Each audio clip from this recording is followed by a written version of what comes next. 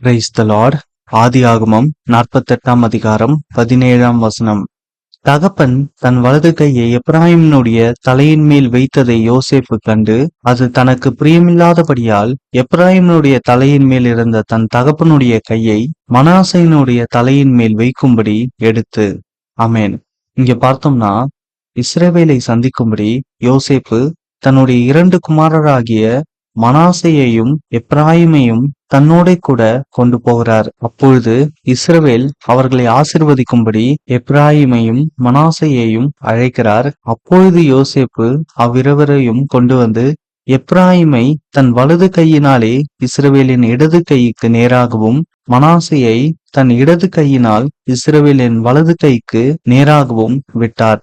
அப்பொழுது இஸ்ரவேல் மனமறிய தன் வலது கையை நீட்டி இளையவனாகிய எப்பிராயீமினுடைய தலையின் மேலும், மனாசே மூத்தவனாயிருந்தும் தன் இடது கையை மனாசேயினுடைய தலையின் மேலும் வைத்தார். ஆமென். அப்பொழுது தன் தகப்பன் தன் வலது கையை எப்பிராயீமினுடைய தலையின் மேல் வைத்ததை யோசேப்பு கண்டு, அது தமக்கு பிரியமில்லாதபடியால் எப்பிராயீமினுடைய தலையின் மேல் இருந்த தன் தகப்பனுடைய கையை மனாசேயினுடைய தலையின் மேல் வைக்கும்படி எடுத்து, என் தகப்பனே, அப்படியல்ல, இவன் மூத்தவன், இவனுடைய தலையின் மேல் உம்முடைய வலது கையை வெய்யும் என்றார். அதாவது யோசேப்பினுடைய 2 குமாரர், மூத்தவர் பேர் மனாசே, இளையவர் எப்பிராயீமா இருந்தார்.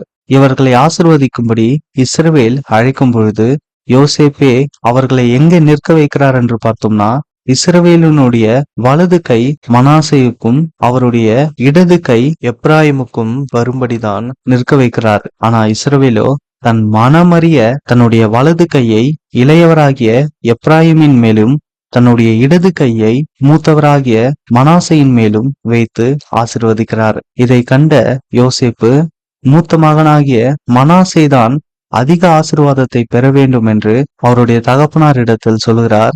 இவர்தான் மூத்தவர், ஆகையால் இவர் மேல் உம்முடைய வலது கையை வெய்யும் என்று. ஆனா யோசேப்போ அதை அறிந்துதான், மனமறிய அதை அறிந்துதான் செய்திருக்கிறார். ஆமென். நம்முடைய வாழ்விலும் இதே போலதான். எந்த ஒரு மனிதர்களுடைய சித்தத்தின்படியோ ஆண்டவர் நம்மை அழைத்து ஆசீர்வதிக்கவில்லை. இங்க பார்த்தோம்னா, எப்பிராயீமினுடைய தகப்பன்தான் யோசேப்பு. ஆனாலும் இஸ்ரவேலினுடைய வலது கை எப்பிராயீமின் மேல் இருக்கிறது அவருக்கு பிரியமில்லாது இருந்தது.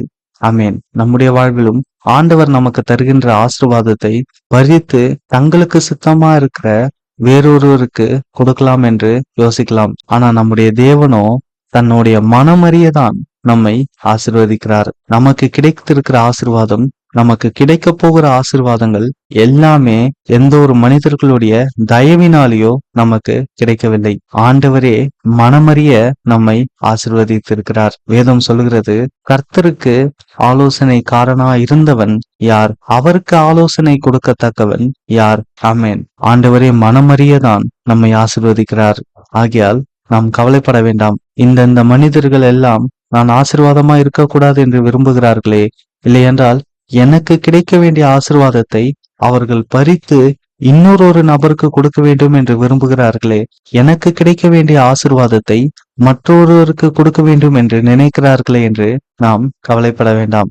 இஸ்ரவேலினுடைய வலது கை மனாசேயுக்கும் இடது கை எப்பிராயீமுக்கும் தான் நிற்க வைக்கிறார். ஆனா இஸ்ரவேல் தன்னுடைய கையை நீட்டி தன்னுடைய இடது புறத்தில் உள்ள எப்பிராயீம் மீது தன்னுடைய வலது கையை வைத்து, தன்னுடைய வலது புறத்தில் நிற்க வைக்கப்பட்டுள்ள மனாசேயின் மீது தன்னுடைய இடது கையை வைத்து மனமறிய ஆசீர்வதித்தார்.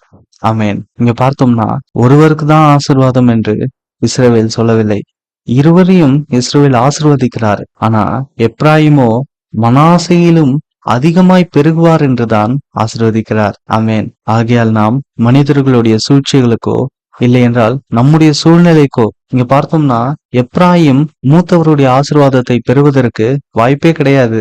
எப்பிராயீமினுடைய தகப்பனாகிய யோசேப்பே அவரை வலதுபுறமாய்தான் நிற்க வைக்கிறார். ஆனாலும் எப்பிராயீமுக்கு இஸ்ரவேல் அதிகமான ஆசீர்வாதத்தை கொடுக்கிறார். ஆமென். நமக்கும் நாம் ஆசீர்வதிக்கப்படுவதற்கு எந்த ஒரு சூழ்நிலையுமே கிடையாது, எந்த ஒரு தகுதியுமே கிடையாது. ஆனாலும் நம்முடைய தேவனே நம்மை தகுதிப்படுத்தி மனமறிய நம்மை ஆசீர்வதிக்கிறார். ஆமென். ஆகையால் மனிதர்களுடைய சூழ்ச்சிகளுக்கோ நம்முடைய தகுதி இல்லாமைக்கும் வேற எந்த ஒரு காரியத்திற்கும் நாம் கவலைப்பட்டு நானெல்லாம் ஆசிர்வதிக்கப்படவே மாட்டேன் என்று நினைக்க வேண்டாம். நம்முடைய தகப்பனும் தேவனுமா இருக்கிற ஆண்டவராகிய இயேசு கிறிஸ்துவின் இடத்தில் நாம் சேர்வோம். அவரே நம்மை மனமறிய ஆசிர்வதிப்பார். அது எந்த ஒரு மனிதர்களுடைய சித்தத்தின்படி கிடையாது. அவருடைய சித்தத்தின்படியே நம்மை ஆசிர்வதிப்பார். அதை எந்த ஒரு மனிதர்களாலும், எந்த ஒரு சூழ்நிலைகளாலும், எந்த ஒரு காரியத்தினாலும் நம்மிடத்திலிருந்து பறிக்க முடியாது. காரணம், நம்முடைய ஆண்டவரே நம்மை ஆசிர்வதித்திருக்கிறார். நம்முடைய ஆண்டவர் தமது சித்தத்தின்படியே வானத்தின் சேனைகளையும் பூமியின் குடிகளையும் நடத்துகிறார். அவருடைய கையை தடுத்து அவரை நோக்கி என்ன செய்கிறீர் என்று சொல்லத்தக்கவன் ஒருவனும் இல்லை. ஆமேன். ஆகையால் எதற்கும் நாம் கவலைப்பட வேண்டாம். ஆண்டவரே நோக்கி பார்ப்போம். அவரே அவருடைய சித்தத்தின்படி நம்மை ஆசீர்வதிப்பார். ஆமேன்.